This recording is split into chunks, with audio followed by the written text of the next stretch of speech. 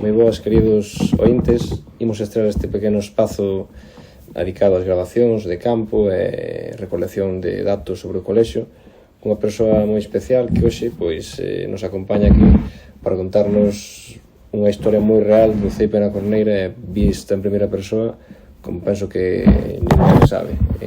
Hoxe entrevistamos a Camila Conde Fernández, que foi unha das directoras do CEIP na Corneira, das mestras lonxevas que hoxe vai nos explicar un pouquiño na súa historia de 33 anos, nada máis e nada menos que no colexio. Boas tardes, Camila. Hola, Lucas, que tal? É un placer, facer esta entrevista contigo, que non a concedas e que nos aportes todo eso que sabes, porque para nós é un placer inmenso. La agradecida soy yo, que os acordaras de mí, deste vejestorio, despois de tanto tempo. E nada, un pouquiño, simplemente comezar por preguntarche, como se pode resumir unha vida no colexio de Carballeda durante 33 anos? Pois mira, todas as vidas teñen os seus altos e baixos, as súas cousas boas e malas, e en todas aí se disfruta e se sufre. E eu fun eso, unha máis vivindo ali e disfrutando moito de moitas cousas e sufrindo outras, porque é a lei de vida.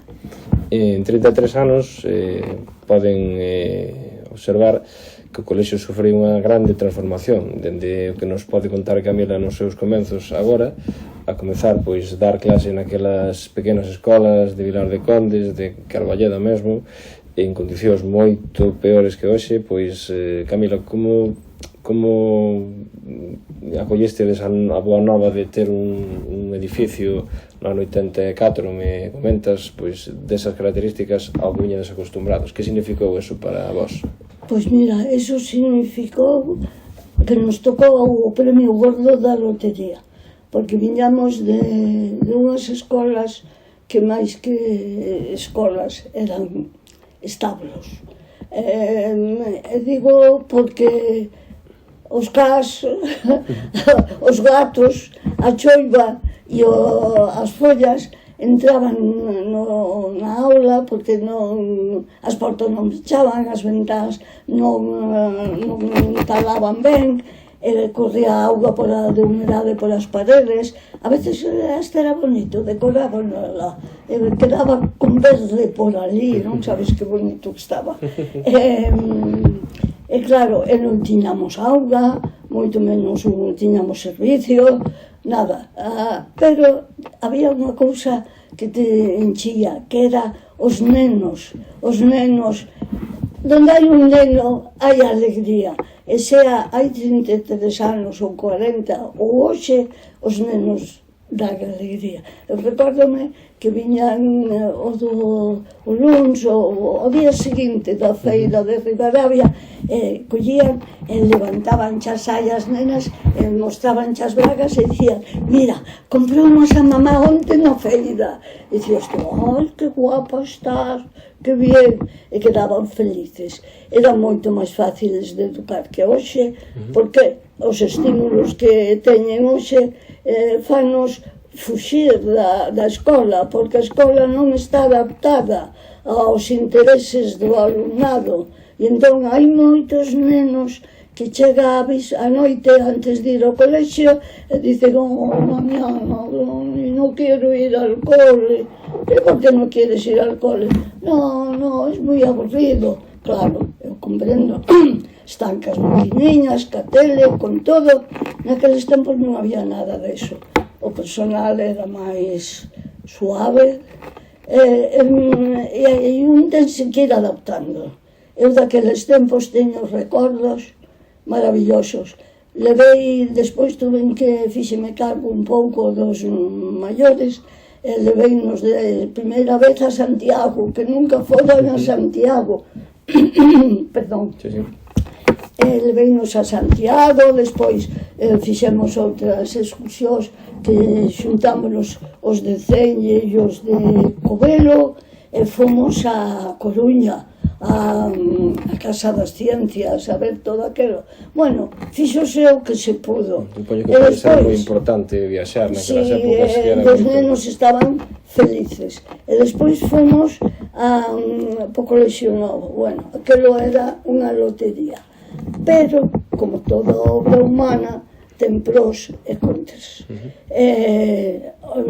Con respecto ao edificio, ao funcionamento, as posibilidades de educar mellor, darlle unha mellor formación aos nenos, estaban todas ali.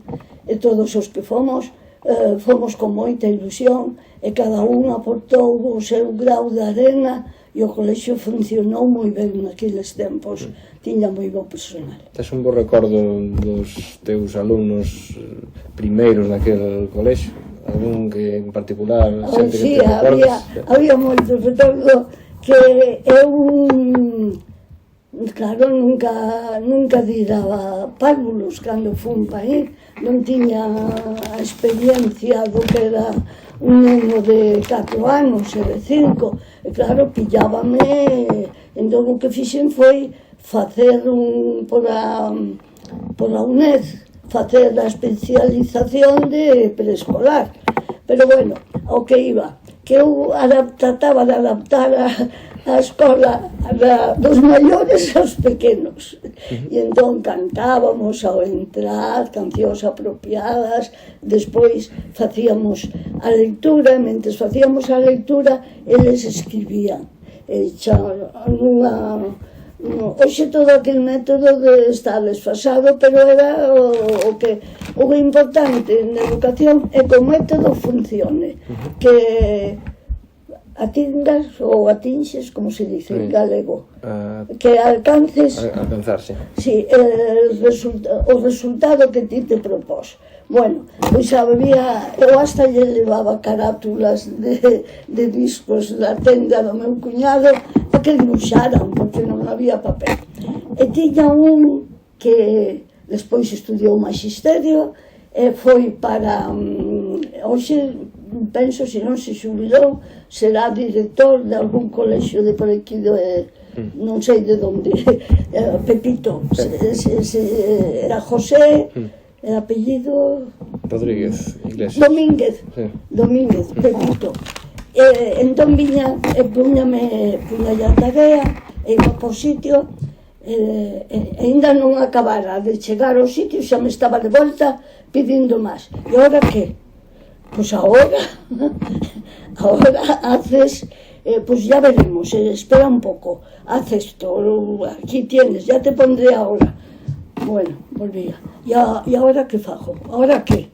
Pues ya veremos, hombre, ya veremos, espera un segundo. Despois un día venga e díceme, señorita, despois ya veremos, non sei. Ya veremos, non sei, claro, o que eu lle dicía. E dibuixaba moi mal.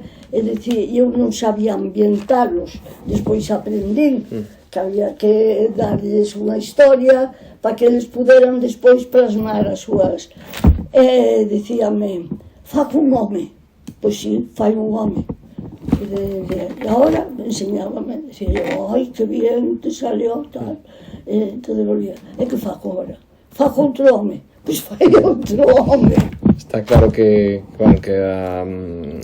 o recordo desas xeracións, deses momentos, pois tiña que ser moi especial, pois que todos eses nenos pois poderan ter, como ti nos estás contando, un lugar novo, e que hoxe en día pois siga pois un colexio rural funcionando, e que penso cunha boa proxección. 33 anos, nos contas que estiveche no colexio. Sí. Como recordas aquel momento no que en 33 anos se pon pois o final dunha etapa, por exemplo, que ti deixas Carballeda para facer outra etapa na tua vida, co bagaxe que podeches ter en tantos anos? Carballeda, xa che dixen que foi como toda a vida, tuvo bo e tuvo malo. En mitade no anos 85 eu opereime, fixerme unha mastectomía a conta dun cáncer que tiña. Fixe unha operación no grado volvín en setembro e non dixen nada a ninguén. Pero claro, eso créache, aínda que cures, porque xa ves, o tempo que pasou, estou aquí, pois tes dentro como un pozo, cambiache a vida, cambiache a perspectiva do que tes que facer e de todo. Entón, cando cheguei a un punto que podía xubilarme, dixen, oi que non fago nada. Ademais, os nenos cambiaran moito, o papeleo na enseñanza era temible e hoxe ainda peor, creo. A min enfadábame moito que a principio de cada curso a delegación me pedira os mesmos datos que xa lle enviara 20 veces. Non podían pedir os cambios. Non, pois pedíanche todo outra vez. E no principio e ao final morres debaixo dos papeles. Eso é típico de España. Entón, dixen, é un momento, e vin tamén que a sociedade cambiaba tanto, e os pais tamén, e todo, que a min non se me adecuaba a miña idea do que era a enseñanza. Vouche contar. Un ano tiña dos finales. Tiña, como marcharon os de séptimo e octavo para Ribadavia, eu tiña os de sexto. Cantos alumnos había naquela época no centro? Pois habría sobre 180, 90, 100 e algo. Había descendido, había baixado moito a matrícula. E tiña os de sexto. E dixen, en setiembre programei en matemáticas sistema métrico decimal. Hasta que non dominen o sistema métrico decimal, de que non saímos. Porque a min vía na televisión, a xente non sabe cantos son 20 centímetros, ni... Bueno, puxenme en setembro. Fixeno o mellor que pude, trouxemos o metro, trouxemos medidas, medimos a clase, medimos todo, expliquei, fixemos ejercicios, e bueno, chegou novembro e dixen, bueno, por fin, bueno, gracias a Dios. Chega xaneiro, primeiro día poñolle un ejercicio deses, profe, isto non o dimos. Que Camilita ya no sirves, así que vaite que veña outro e que eso. Pois a verdade é que nesta breve entrevista podemos coitar un poquinho as impresións de Camila Conde, que penso que ten moitísimo máis que contarnos. Isto simplemente foi unha pincelada e dende aquí queremos convidala a que, neste acto de 40 aniversario do centro que se vai a celebrar este vindeiro 25 de outubro, o vindeiro sábado 25 de outubro, que Camila nos pode acompañar para que ela este presente e, podamos rendirlle unha homenaxe como que penso que se merece por tantos anos. Entón, Camila, dende aquí queremos convidarte e se ti aceptas a nosa invitación, estaremos encantados de terte ali con nós. Eu quedo agradecidísima do vosso recordo. Non creo que mereza nada, porque todo o mundo traballa e o que fixen foi traballar. O mellor que entendín, seguro que cometín erros a barullo, pero tamén posiblemente algún acerto tería por aí. Agradezovos moitísimo que se acordedes de min e desexovos o maior éxito no colexio, na vida profesional e tamén na vosa vida particular, que é moi importante. Vida só hai unha. Pois a verdade é que unhas palabras moi bonitas e, deixamos a invitación a Camila, seguramente nos acompañará e tamén se lo desexa, poderá vir xunto aos nosos nenos e nenas tamén a que dé as súas impresións. Ata a primeira entrevista, espero que sexa do vosso agrado. Saúde.